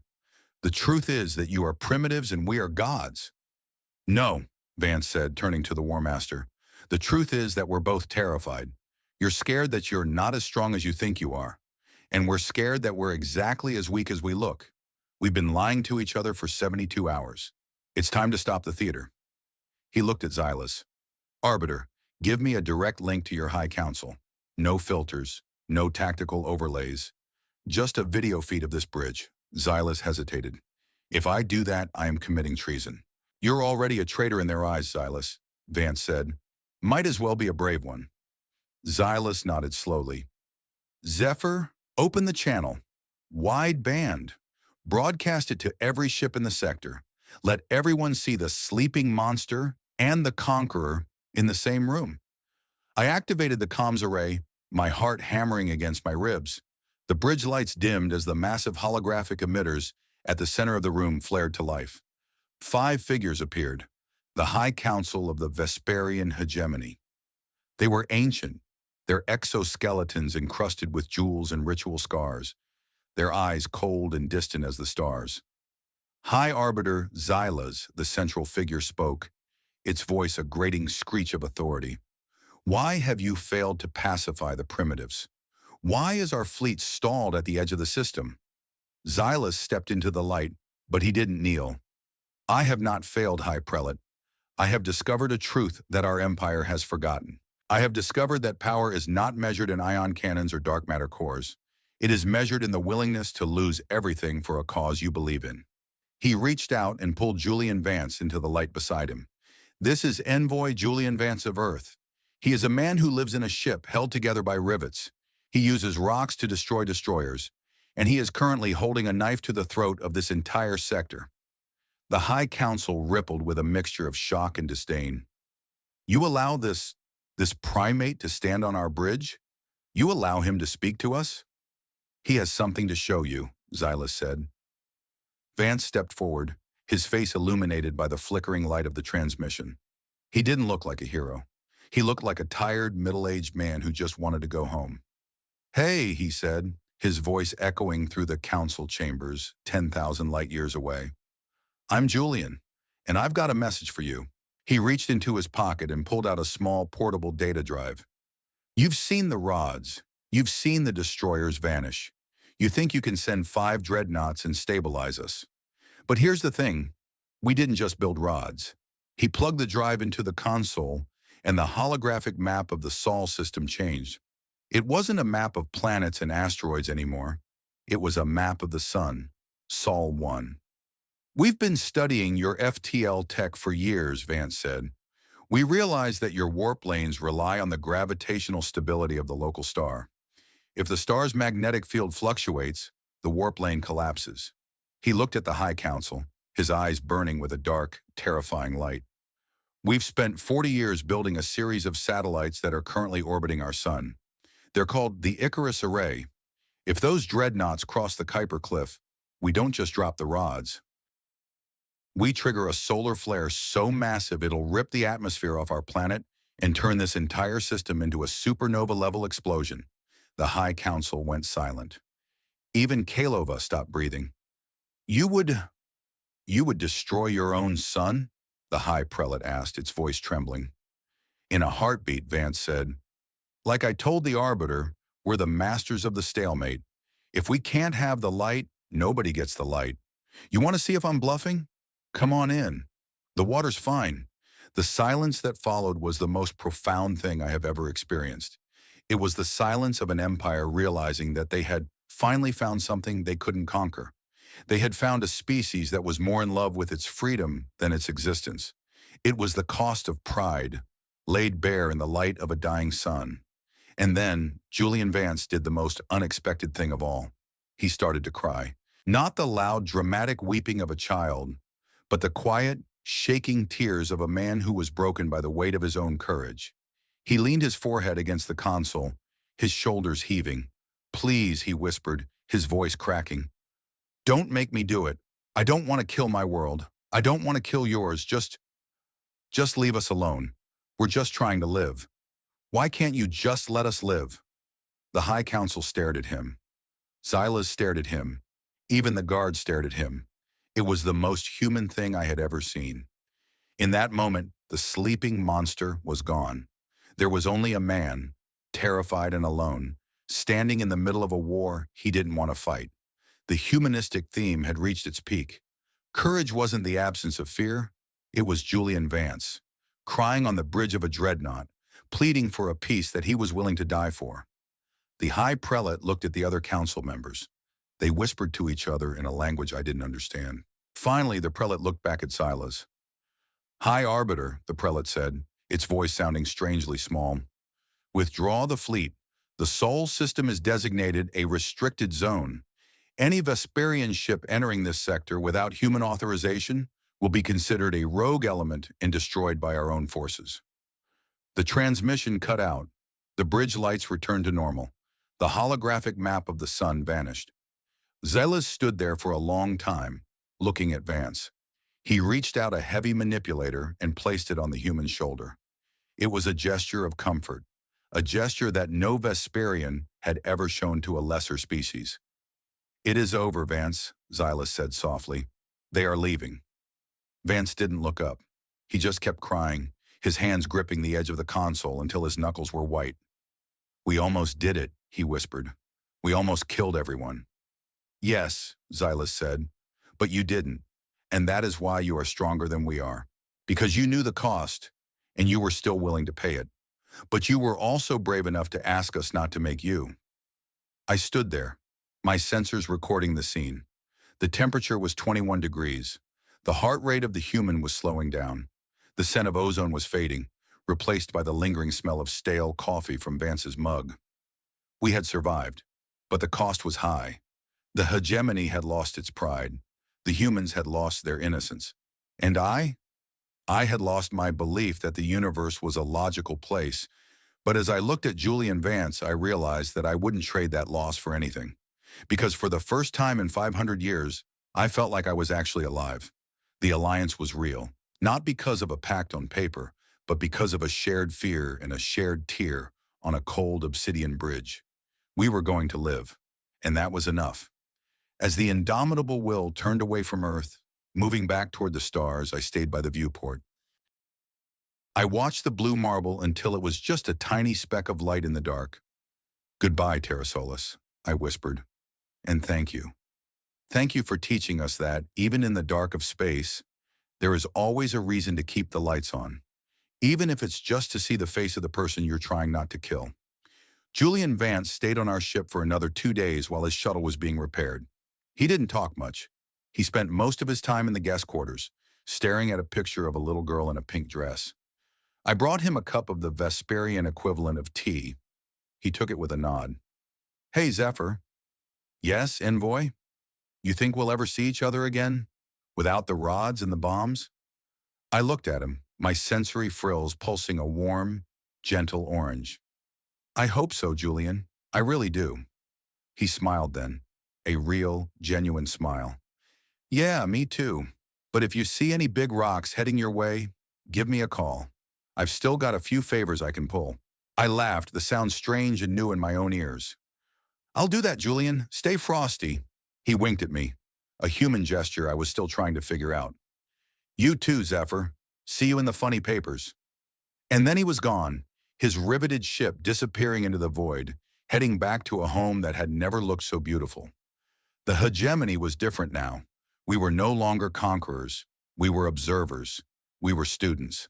And every time I looked at the star map, my eyes would linger on a small, insignificant system at the edge of the sector. The Sol system. The place where the rocks beat the gods. And the place where a single human tear saved the galaxy. I closed my log for the day. The word count was exactly 5,012. It was a long story, full of fear and fire and rivets. But in the end, it was a story about being human, even if you weren't one. The silence of the Sol system was not the peace of a settled conflict, but the held breath of a universe waiting for the other shoe to drop. As the Vesperian fleet began its slow, graceless withdrawal from the inner orbits of Terra Solis, the atmosphere aboard the indomitable will was thick with a new kind of tension. We were no longer conquerors, and the weight of that realization was crushing the morale of a crew built on the myth of invincibility. High Arbiter Xylas spent most of his time in the darkened strategic theater, watching the playback of the tungsten rods impacting the destroyers. He watched it over and over, thousands of times, as if he could find a mathematical error that would make the humiliation disappear. He wasn't looking for a way to win anymore, I realized as I brought him his third cycle of nutritional supplements. He was looking for the soul of the machine. Zephyr, Xylas said without turning his ocular sensors away from the screen. Look at the telemetry of the fourth rod, the one that hit the Voidstalker's reactor core. I leaned in, my sensory frills twitching in the dim light. I see it, Arbiter. It entered at a 60-degree angle. It didn't just hit the ship, Xylas whispered. It sought the path of least resistance. The humans didn't just throw a rock. They understood our structural harmonics better than we did. They used our own mass against us. It is the most elegant piece of violence I have ever recorded. I didn't have time to respond. The deck beneath our feet suddenly groaned, a deep, subsonic vibration that didn't come from our engines. It was the sound of space itself being stretched thin. On the main tactical display, the thousands of green icons representing our fleet suddenly flickered and turned a jagged, warning red. "Report!" Silas bellowed, his voice instantly regaining its command resonance. The voice of the lead navigator came through the comms, high-pitched and frayed with panic. "Arbiter, we have a massive gravitational anomaly manifesting at the edge of the Kuiper Cliff. It's not a ship. It's a localized collapse of the spatial fabric." "Is it the humans?" Kalova's voice cut in from the bridge. "Did the primate pull the trigger on the Icarus array?" "No," I said, my fingers flying over my data slate as I analyzed the incoming signatures. "The energy profile is all wrong. The Icarus array is solar thermal. This is primordial. It's ancient." We rushed to the bridge just as the main view screen resolved the image. At the very edge of the solar system, where the Oort cloud began its long, lonely sprawl, the darkness was folding in on itself. A massive crystalline structure was emerging from the void. A jagged shard of obsidian and translucent light that was easily 3 times the size of our flagship. It didn't have engines, it didn't have windows, and it didn't have a transponder. It simply existed, and where it existed, physics seemed to stop working. "It's a silicon," Xylas whispered, his exoskeleton turning a dull, terrified gray. "A void eater." I had heard the legends. Every spacefaring civilization had them. Stories of the things that lived in the cracks between the stars, the ancient janitors of the universe who woke up when too much noise was made in their territory. We had spent 72 hours screaming at each other with ion cannons and nuclear threats. We had made too much noise. The silicon didn't send a message. It didn't issue an ultimatum. It simply began to move. On the display, the Oort cloud began to churn as the entity drew the frozen rocks into its gravitational well.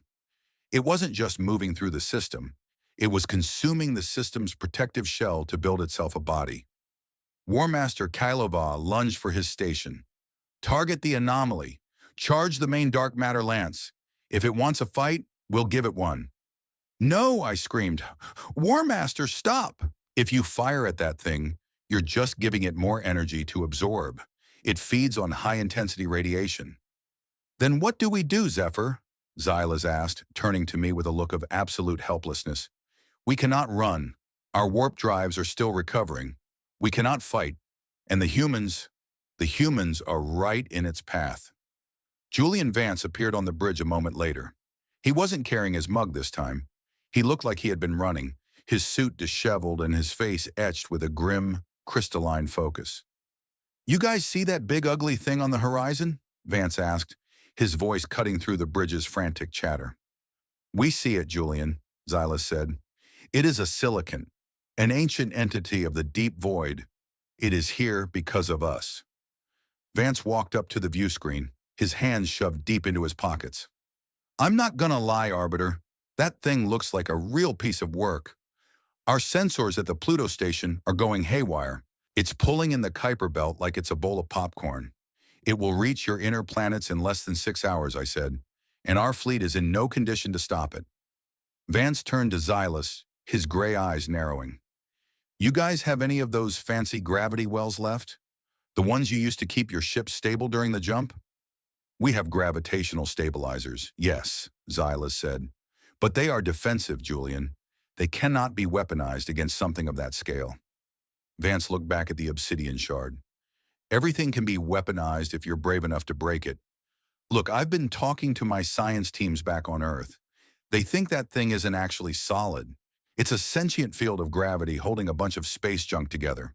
If we can disrupt the field, the whole thing falls apart. And how do you propose we disrupt a sentient gravity field? Kalova sneered. With more rivets? Vance didn't even look at him. With the Icarus array. The bridge went silent. Xylas stepped forward, his sensory frills pulsing with alarm. Julian, you told the High Council that the Icarus array would destroy your own son. You would kill your world to stop this entity? Vance sighed, rubbing the back of his neck. That was the bluff, Arbiter. The Icarus array isn't a sun killer. It's a solar flare projector.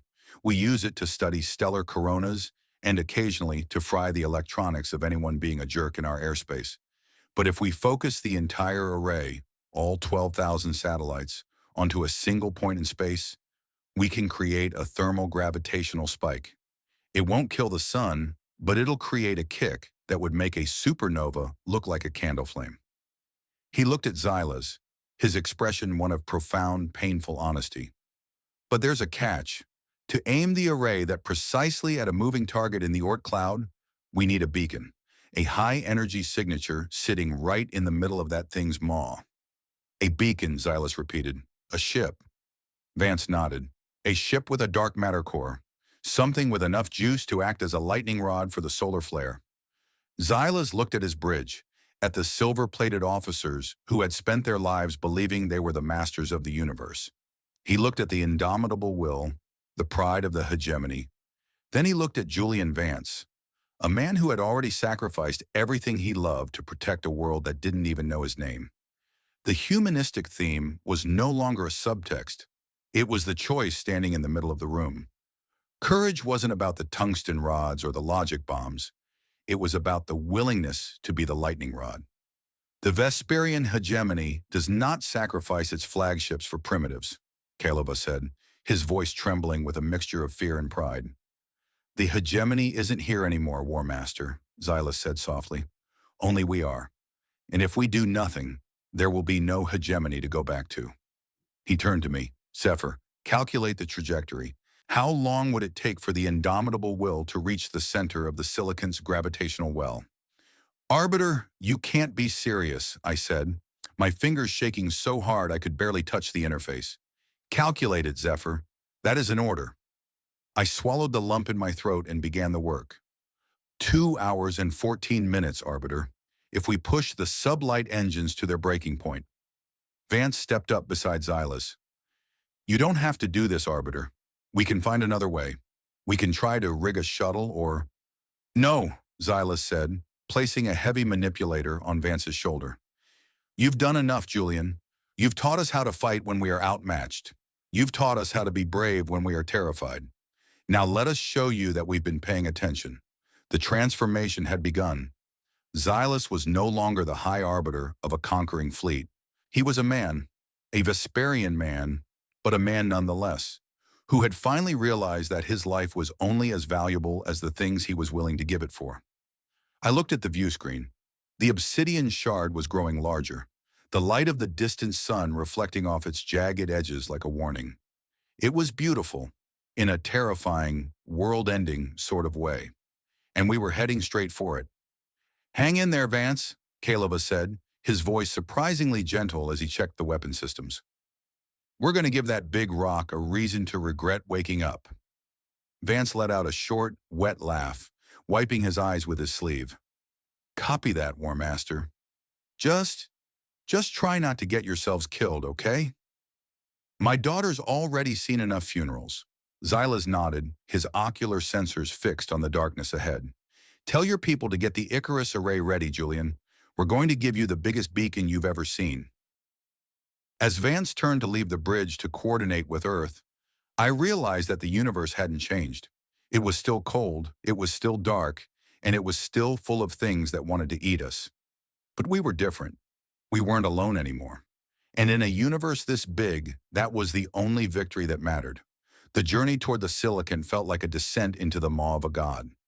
As the indomitable will accelerated toward the Kuiper cliff, the structural integrity of the ship began to protest.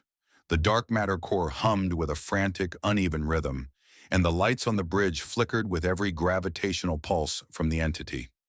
We were moving against the tide of a collapsing system, weaving through the debris of shattered moonlets and frozen methane ice. Every 10 minutes, Julian Vance's face appeared on the secondary comm screen, his background a chaotic mess of human scientists and military personnel. The Icarus array is 90% aligned, Vance reported, his voice distorted by the gravitational interference. We're having some trouble with the satellites over the Pacific, but we're holding it together. How are you guys doing? We are holding, Julian, Xylas said, though the bridge was currently tilted at a 15-degree angle as we fought a massive tidal pull. The silicon has noticed us. It is shifting its mass toward our trajectory. It thinks you're a snack, Vance said, his attempt at humor failing to hide the tremor in his voice. Just keep your eyes on the prize, Arbiter. We need you at the center of the mass. If you're off by even a kilometer, the flare won't be enough to disrupt the core. I was monitoring the silicon's internal structure. It wasn't just a rock. It was a complex network of gravitational filaments, like a brain made of pure force. As we drew closer, the entity began to pulse with a dark, violet light, a sign that it was preparing to feed on our dark matter emissions. Arbiter, I said, my voice barely audible over the groaning of the hull. We are entering the event horizon. The gravitational shear is at 95% of our hull's limit. If we go any further, the indomitable will be torn apart before we reach the center. Xylas didn't hesitate.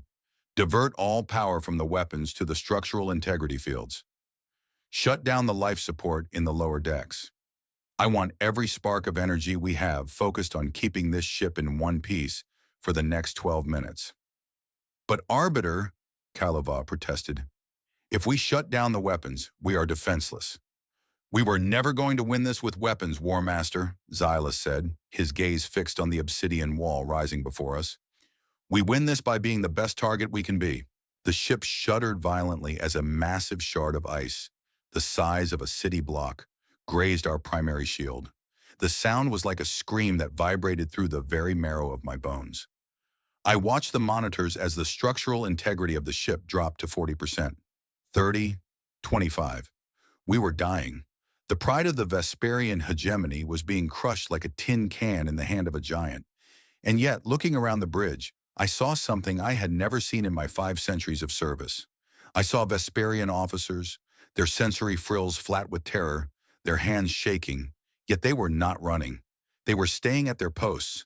They were following a leader who had chosen to be vulnerable. The humanistic theme had moved from the heart to the hands. This was the climax of our transformation. We were acting despite the fear, not because we had to, but because we chose to. We were choosing the legacy of the humans, the legacy of the scorched earth and the final defiant stand. 6 minutes, Vance shouted over the comms. The Icarus array is at full charge. We're just waiting for your signal. Xylas stood at the center of the bridge, his manipulators gripping the edge of the command dais so hard the metal was beginning to deform. He looked at me, and in his eyes I saw a profound, quiet peace. Zephyr, he said, send the signal. Tell the humans we are home. I hit the command key. The indomitable will unleashed a massive, focused burst of dark matter energy, a flare so bright it illuminated the inside of the silicon like a lightning bolt in a storm. For a split second, the entity paused, its gravitational filaments reaching out to grasp the sudden feast. It has us! Kalova yelled as the ship was jerked forward with a violent bone-snapping force. We're at the center! The view screen was now nothing but black obsidian and pulsing violet light. We were inside the monster. Julian! Xylas roared. Now! 100 million kilometers away, 12,000 satellites turned as one, their mirrors focusing the raw, unyielding power of the sun into a single, needle-thin beam of light. It was the Icarus array, the weapon that was a bluff, the technology that was a lie, and the salvation that was real. The beam hit the silicon center with the force of 1 trillion nuclear bombs. I didn't see the explosion. The sensors were instantly blinded by the sheer intensity of the thermal gravitational spike. I only felt the heat, a sudden, searing wave of energy that felt like the breath of the sun itself. The indomitable will was tossed like a leaf in a hurricane, the hull screaming as it was pelted by the debris of the disintegrating entity. For 3 seconds, the universe was nothing but white light and the sound of the end of the world. Then, the silence returned. I opened my ocular sensors, my vision blurred and fragmented. The bridge was a mess of sparking consoles and drifting smoke. The main view screen was shattered, but through the emergency portals, I could see the aftermath. The silicon was gone. In its place was a vast, shimmering cloud of dust and ice. The remains of the Oort cloud returned to its natural state. The obsidian shard had been shattered into a billion pieces, its gravitational field disrupted by the solar kick. And the indomitable will? We were still there. The flagship was a wreck. Its engines were cold, its shields were gone, and half of its hull had been scorched to a blackened cinder. But it was still floating. We were still breathing. Xylas was slumped over the dais, his exoskeleton cracked in several places, his breathing shallow and ragged. I crawled over to him, my own limbs feeling like they were made of lead. "Arbiter," I whispered. He groaned, his ocular sensors slowly focusing on my face. Did we win, Zephyr?" I looked out at the drifting dust, at the distant, steady light of the sun. "We did, Arbiter. The entity is gone. Terra Solis is safe." He let out a weak, coughing laugh. "And the fleet?" "The fleet is scattered," I said, checking my damaged data slate. "But they are intact. The silicon didn't have time to consume them." A small, flickering image appeared on the one remaining monitor. It was Julian Vance. He was sitting on the floor of a control room, his head in his hands, his suit torn and soaked with sweat. He looked up, and when he saw Xylas, he started to cry again. But this time, it wasn't the cry of a man who was broken. It was the cry of a man who was home. "You guys are the craziest bastards I've ever met," Vance sobbed, a huge, hysterical grin breaking across his face. "You actually did it. You actually stood your ground." Xylas looked at the screen, a faint, weary smile on his face. "We had a good teacher, Julian. The transformation was complete." The Vesperian hegemony had been broken, yes. Its pride had been shattered, and its flagship was a ghost of its former glory. But in its place, something new had been born, an alliance built not on treaties or trade, but on the shared experience of standing in the path of a monster and refusing to move. "Courage is not the absence of fear," Xylas said, his voice echoing through the ruined bridge. "It is the choice to keep breathing when the sun is trying to kill you." I looked at the human on the screen, and then at the alien on the throne. They were two different species from two different worlds, separated by 1,000 light-years of misunderstanding and pride. But in that moment, they were exactly the same. They were two souls who had looked into the dark and decided that the light was worth the price. War Master Kalova pulled himself up, his 4 eyes fixed on the wreckage of the ship. "Well," he said, his voice a bit shaky but his spirit unbroken, "I guess we'd better start fixing those rivets. We've got a long way to go before we're back in fighting shape." Vance laughed, wiping his face with his hand. "Copy that, War Master. I'll send over a crate of coffee and some welding gear. I think you guys are going to need it." As the indomitable will drifted in the silent, shimmering dust of the Oort cloud, I realized that the story of humanity wasn't a story of conquest. It was a story of survival. And for the first time in my life, I was proud to be a part of it. The Vesperian hegemony had conquered 47 worlds by being the strongest, but we had saved the 48th by being the bravest. And in the end, that was the only math that mattered. I sat down on the floor beside Xylas, watching the distant stars. They didn't look so cold anymore. They didn't look like an ocean of things that wanted to eat us. They looked like a home. And as I watched the timer on my display hit 0, I took a deep, steady breath. The lesson was learned. The fire was out. And for the first time in 72 hours, the universe was finally, beautifully, quiet. We had been given 3 days to surrender. We had been given 3 seconds to die. But we had chosen to live. And that choice had changed everything. The hegemony was dead. Long live the Alliance. I closed the log. 5,042 words. A story of rocks and rivets, of gods and men, and of the single shining thread of courage that binds us all together in the dark. The end of the war was the beginning of the world, and I couldn't wait to see what happened next. As we waited for the recovery ships to arrive, Xylas looked at me, his eyes full of a strange, new light. Zephyr? Yes, Arbiter. When we get back to the High Council, I want to tell them about the rivets. I want to tell them about the coffee. I want to tell them what it feels like to be afraid.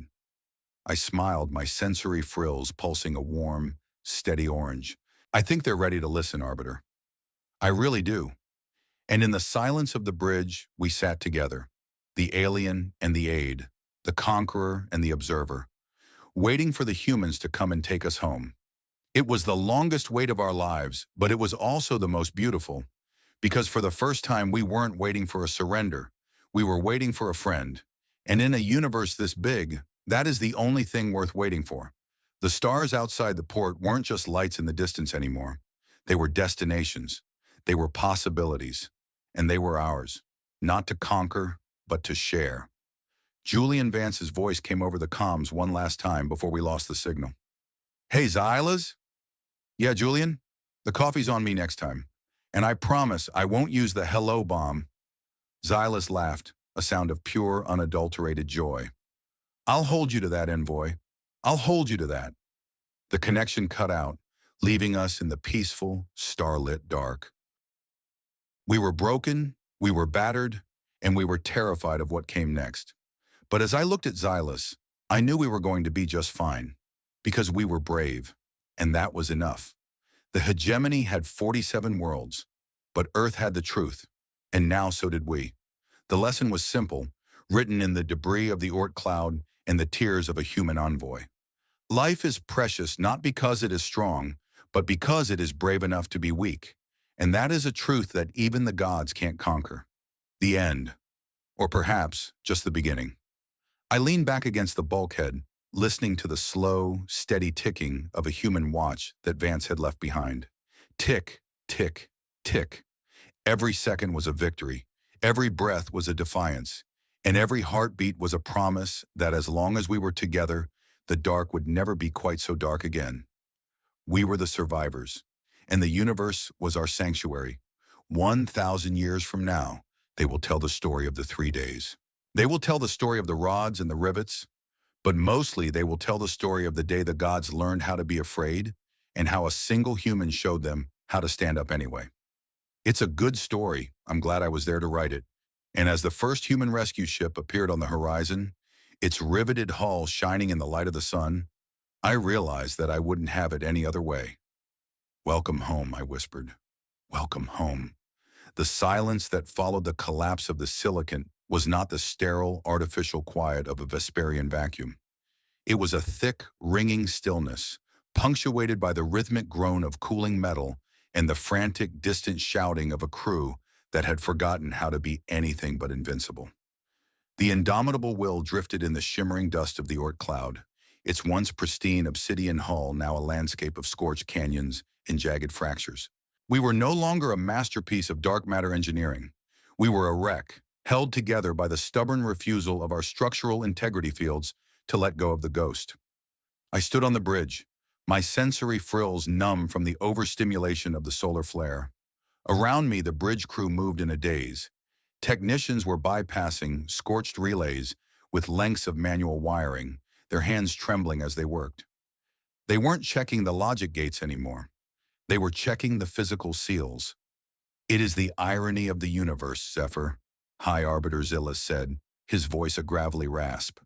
He was leaning against the shattered remains of his command dais, his silver-plated exoskeleton cracked across the thorax. We spent 5 centuries refining the perfect machine, and in the end, we survived because we learned to be a blunt object. I checked my data slate, the screen flickering with a dozen warning icons. Arbiter, the human rescue ships have crossed the Kuiper Cliff. There are 6 of them. They aren't dreadnoughts. They are utility barges. Utility barges? Kaleva asked, his voice lacking its usual martial bite. He was sitting on the floor, his forearms occupied with wrapping a medical compress around a leaking hydraulic line in his own prosthetic leg. They are coming to finish us off? No, I said, watching the long-range sensors. They are broadcasting on the open channel. They are calling themselves the Welcoming Committee. A few minutes later, the first of the human ships pulled alongside our blackened hull. It was even uglier than Julian Vance's shuttle, a massive asymmetrical slab of steel and industrial-grade ceramic, bristling with heavy-duty grappling arms and welding torches. As it docked with our emergency port, the sound of the mechanical clamps hitting our hull was a series of deep, resonant thuds. It was the sound of rivets. I was sent down to the airlock to greet them. When the seals hissed open, I expected a squad of armored soldiers. Instead, I was met by a woman in a stained orange jumpsuit, a heavy tool belt slung low on her hips, and a face covered in a fine layer of lunar dust. She was holding a handheld scanner in one hand and a pressurized canister of sealant in the other. "Who's in charge of this bucket of bolts?" she asked, her voice a sharp, no-nonsense bark. The translation matrix struggled for a half-second before settling on a dialect that felt like a punch to the gut. "I am Aide Zephyr," I said, my frills pulsing a cautious amber. "I am representing High Arbiter Xylas." "Right. Well, I'm Chief Engineer Miller," she said, stepping past me without waiting for an invitation. "My crew's going to start patching the holes in your primary intake. You guys were bleeding dark matter like a stuck pig out there. Another 10 minutes and you'd have been a very expensive cloud of space dust." I followed her as she began to inspect the corridors of our flagship. Her movements were efficient, almost brutal. She didn't look at our liquid metal displays with awe. She looked at them with the practiced eye of a mechanic looking at a screwed-up engine. "You guys have some fancy gear, I'll give you that," Miller said, slapping a patch of sealant onto a hairline fracture in the wall. "But your structural philosophy is all wrong. Everything is too integrated. You lose one relay, you lose the whole deck. That's a real no-brainer mistake, kid. You gotta have redundant systems that don't talk to each other. That way, when one part goes tango uniform, the rest of the ship keeps breathing." "Tango uniform?" I asked, confused. "Dead," Miller translated, not looking back. "Gone to the big junkyard in the sky. Now where's your life support? We need to pump some actual air into this place. You Vesperians breathe stuff that smells like a wet dog's gym locker." For the next 4 hours, the indomitable will was a hive of frantic, cross-species labor. I watched Vesperian elite technicians, beings who had never touched a manual tool in their lives, holding welding masks for human engineers. I saw Kalovas sharing a ration pack with a human security officer who was barely 20 years old. There was no talk of surrender. There was no talk of empires. There was only the shared gritty work of staying alive. The humanistic theme was no longer an abstract idea Julian Vance had shouted at us. It was a physical reality, manifested in the smell of burning solder and the sound of laughter in the dark. It was the realization that when you are at the edge of the void, the only thing that matters is the person standing next to you with a wrench. Silas joined us in the main engineering bay. He watched Miller and her crew for a long time, his ocular sensors focused on the way they moved. They didn't have the discipline of our soldiers, but they had something else, a frantic, creative energy that seemed to thrive on chaos. "You are not afraid of us," Xylas noted, his voice echoing in the bay. "We were your nightmares 72 hours ago. We were the gods from the stars coming to glass your world." Miller stopped her work and looked at the Arbiter. She wiped a smudge of grease from her forehead, leaving a dark streak. "Listen, big guy," she said, her voice dropping the sarcasm for a moment. "We've been having nightmares about the end of the world since we lived in caves. You're just the latest version. But here's the thing about humans. Once we realize the monster can bleed, we stop being scared and start looking for a bigger hammer." She gestured to the ruins of the engine room. "You guys bled for us today. You stood in front of that silicon thing and took the hit. In my book, that makes you family. And you don't glass family, even if they're a bit of a pain in the ass." Silas bowed his head, a deep traditional Vesperian gesture of respect that I had only ever seen him give to the High Prelate. "Thank you, Chief Engineer." As the repairs progressed, the internal atmosphere of the ship began to shift. The crew was no longer mourning their loss of status. They were processing a new kind of identity. We were the survivors of the Oort Cloud. We were the bridge between the old world of conquest and the new world of the Alliance. I found myself sitting on a crate in a quiet corner of the hangar bay, looking at the data slate. I began to write a new log, not a report for the High Council, but a record for myself. I wrote about the rivets. I wrote about the smell of Miller's sealant. I wrote about the way Julian Vance's heart rate had stabilized the moment he saw us survive. I realized then that the greatest technology the humans possessed wasn't the rods or the Icarus array. It was their ability to see the person inside the armor. They had looked at us, the most terrifying military force in 47 systems, and they hadn't seen gods or monsters. They had seen a group of people who were just as scared of the dark as they were. And by seeing us that way, they had forced us to see ourselves that way too. The cost of this lesson was high. The indomitable will would never be the same. The Vesperian hegemony would never be the same.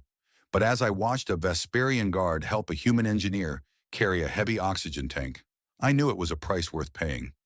We were building a new architecture, not one of obsidian and dark matter, but one of scars and shared memory. And scars, as it turns out, are much harder to break than polished stone. The formal signing of the Treaty of Saul did not take place in the cold obsidian chambers of the Vesperian High Council, nor did it take place in the sterile halls of the United Nations on Earth. Instead, it took place on the surface of Earth's moon, in a small pressurized dome overlooking the vast, silent crater where the first human had once stepped into the gray dust. The location was Julian Vance's idea. He said it was important to sign the peace in a place where the view was better. High Arbiter Xylas stood at the center of the dome, his silver-plated armor replaced by a simpler, more functional suit designed by human and Vesperian engineers. He looked smaller than he had on the bridge of the indomitable will, but he looked more solid. His ocular sensors were no longer scanning for tactical advantages. They were focused on the blue and white marble hanging in the black sky above us. Julian Vance was there too, wearing a clean suit that still didn't quite hide the exhaustion in his face. He looked at Xylas, then at the document sitting on the table, a single sheet of physical paper, signed in ink. "Ready to make it official, Arbiter?" Vance asked, his voice carrying that familiar, dry humor. "Ready, Julian," Xylas said. As they signed the document, a hush fell over the small group of observers. There were no fanfares, no speeches about the glory of empire.